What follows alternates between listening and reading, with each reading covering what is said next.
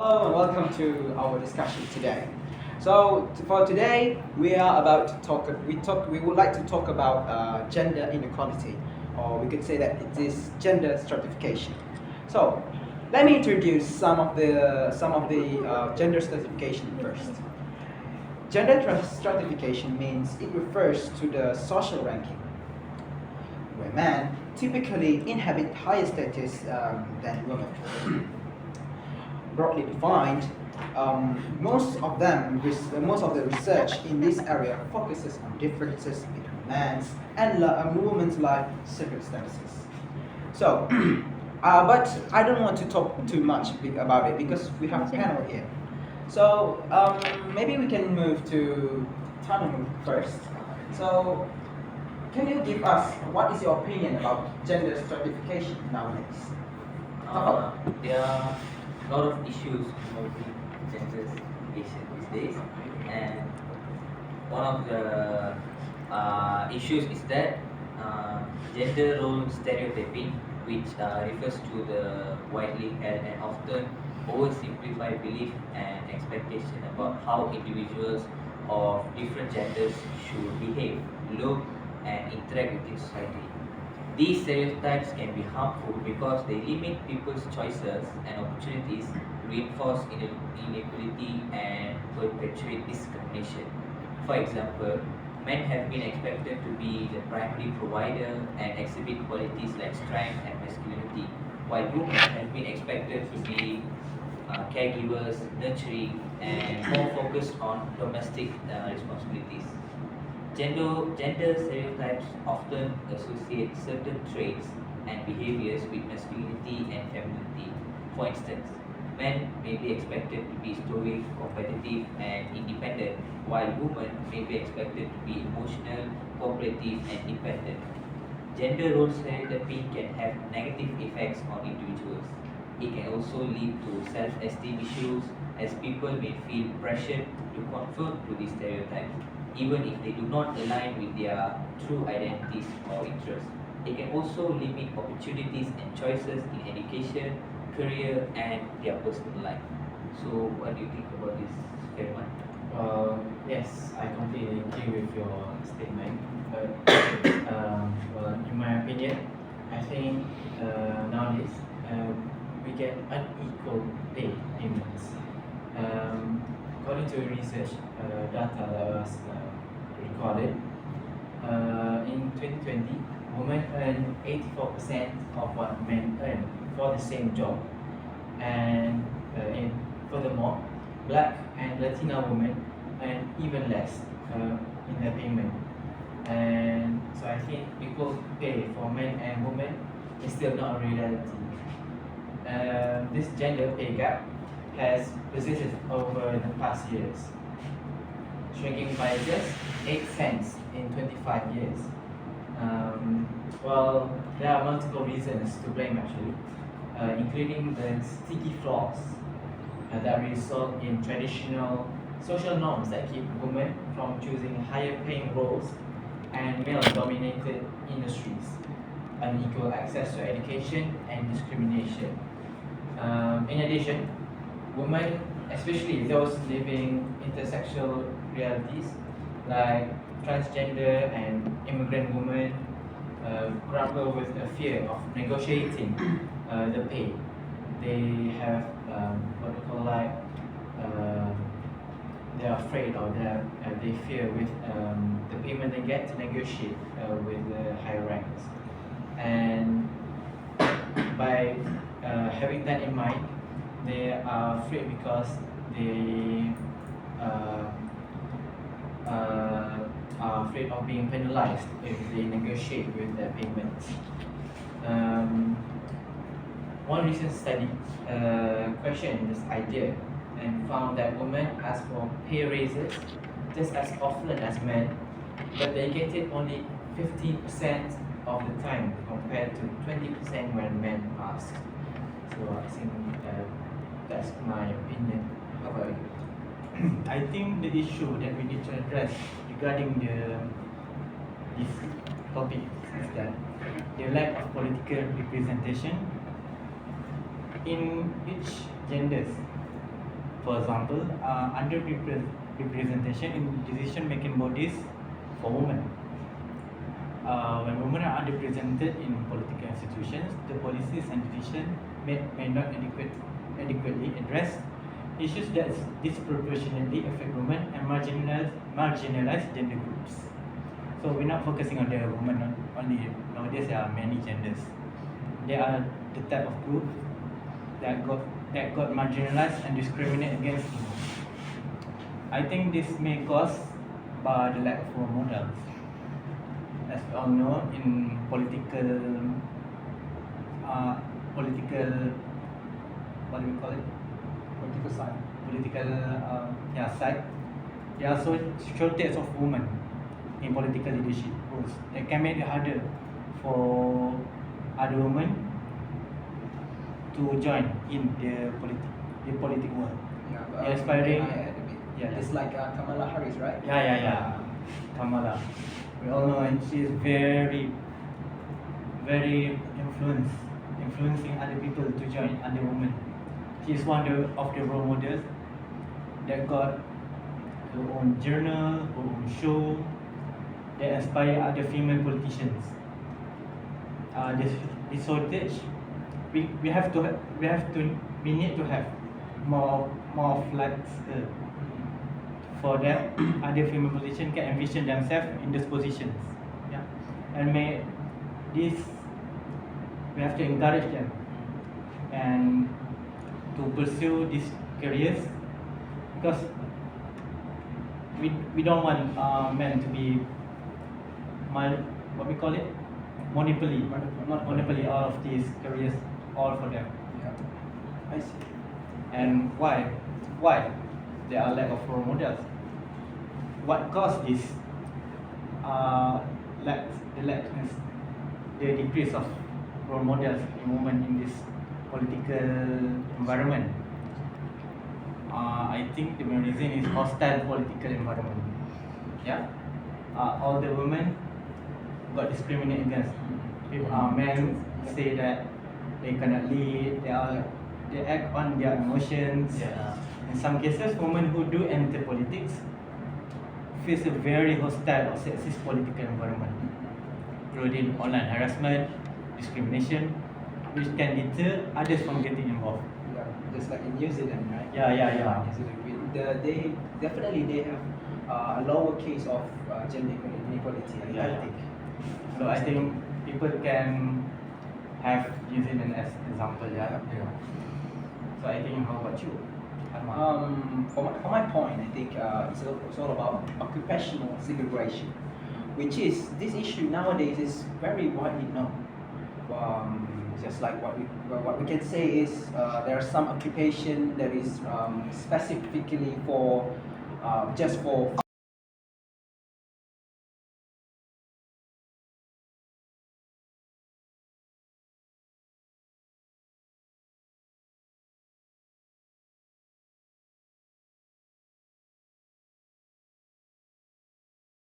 we could see it. We could see it if we go to school. There's always female teacher, female nurse, and female doctor.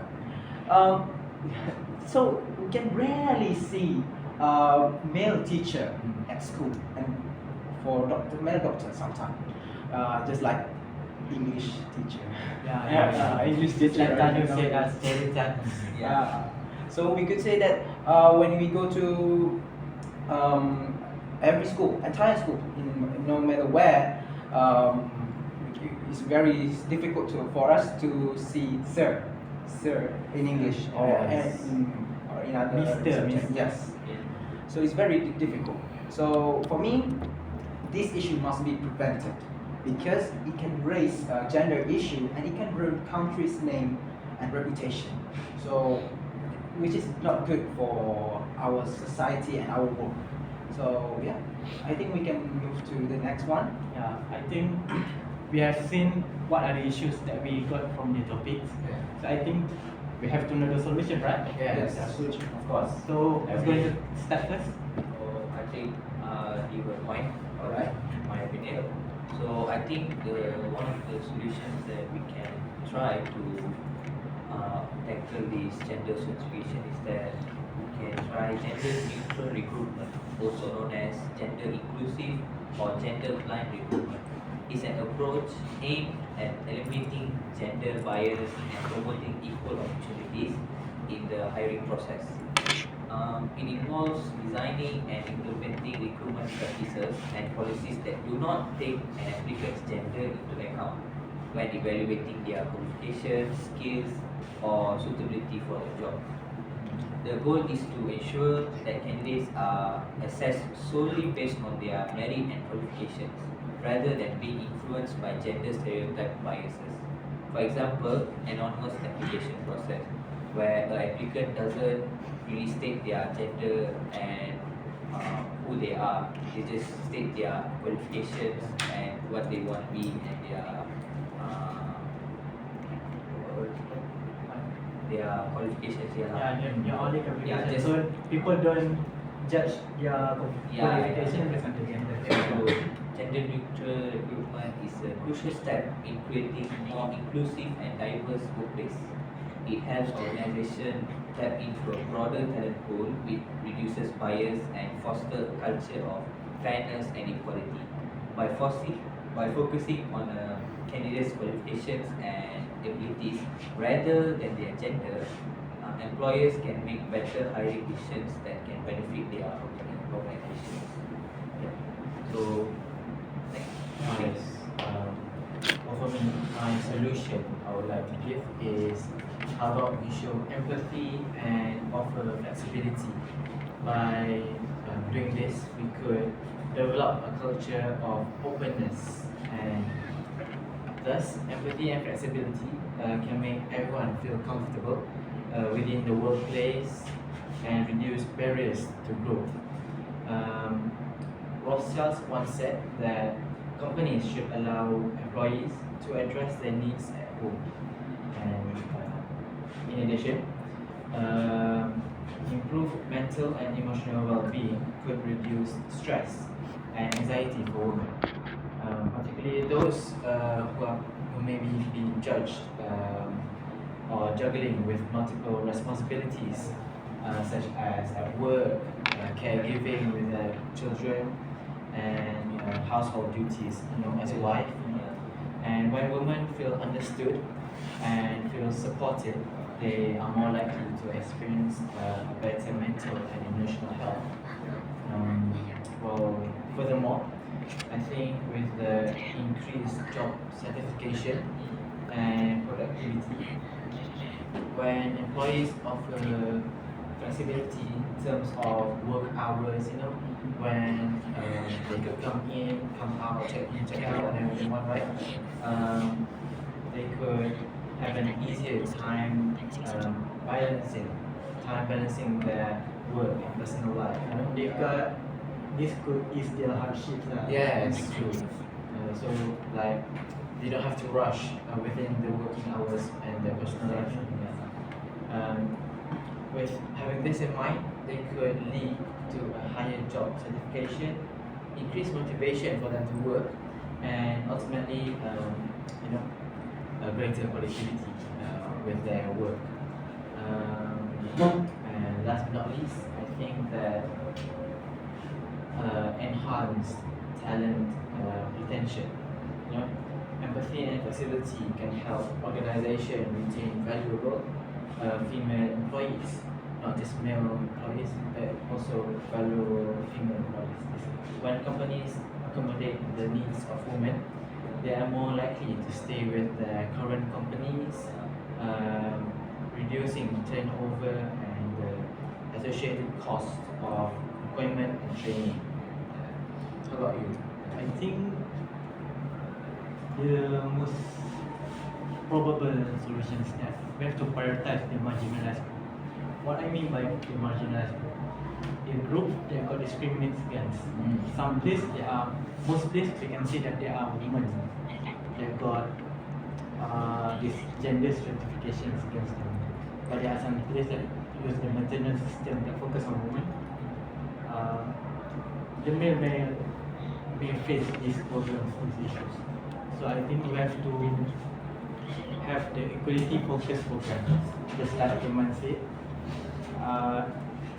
this design program and initiative that target specific challenge faced by marginal groups, whether in healthcare, employment, and their perspective considered. And continuing from that focusing program, we can have inclusive policies to protect, develop, and implement these policies that explicitly address the needs of marginalized groups, such as anti-discrimination laws.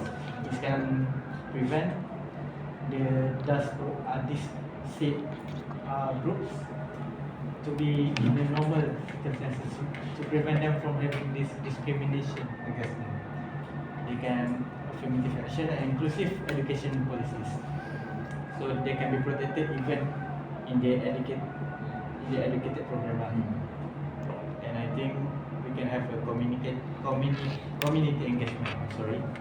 We can incorporate and intersectionalize into all efforts, recognizing that individual experience are shaped by multiple dimensions, identity and equality. So on this, we have to learn to accept others, all people, regardless of the genders. Yes. As we all know, nowadays we have all kind of genders, LGBTQs and whatnot. So I think that's my point. What about you? For the last one, I think everything what we do, it must be dependent on the research. So, for me, the next solution is we need to go back to the research and data. Why I say that? Because when you know the research and the data, so you can know on which part of the country or which part of the world is affected with this issue. So we can have a modern way to solve this kind of issue, so that we can be a lot more manageable, More efficient. efficient. Sorry, so we can be a lot more efficient. So about the research and the data is always going to be the most difficult thing, especially because nowadays there is not so much research that people do now. So that's why we need to regain the data from the world. That would definitely tackle the problem better. So yeah, I think that's my point. So I think we have seen all the solutions. That is all I think. So This, I guess, every problem has a reason. There's a solution. Has a solution. Reason also. Reason also. Yeah, I think that's all for today. Yeah. We continue this next time if we have the time. Thank you. Okay, thank you very much indeed. Thank you.